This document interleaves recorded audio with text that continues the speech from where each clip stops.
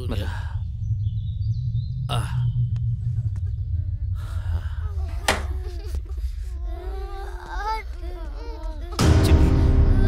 మీకేం కాదు, సూర్య అన్న వస్తాడు.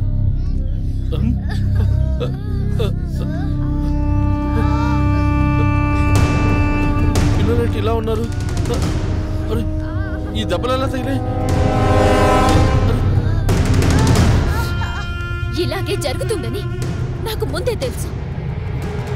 వాళ్ళు మనుషులు కాదు సూర్య, మన వీక్నెస్ తో ఆడుకోవాలనుకునే రాక్షసులు వాళ్ళు.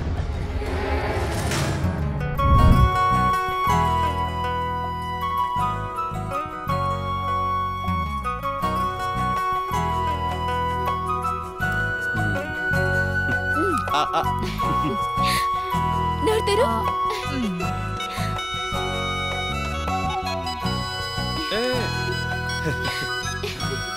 నీ ఆనందం ఎప్పటికీ ఇలాగే ఉండాలి.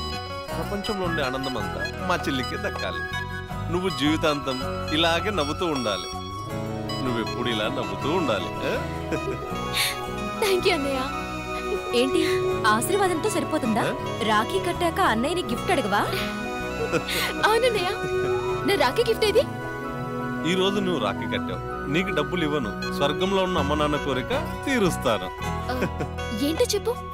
అంటే వర్ష, మీ రాహుల్ అన్నయ్య మీ అమ్మా నాన్న కోరిక మేరకు ఊర్లో ఉన్న భూములన్నీ అమ్మి ఇక్కడొక స్థలం కొన్నారు హాస్పిటల్ కట్టడానికి. వాటికి సంబంధించిన పేపర్స్ ఇవిగో ఇవే, తీసుకో.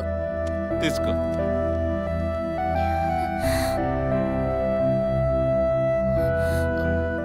ముందే ఎందుకు చెప్పలేదు మరి?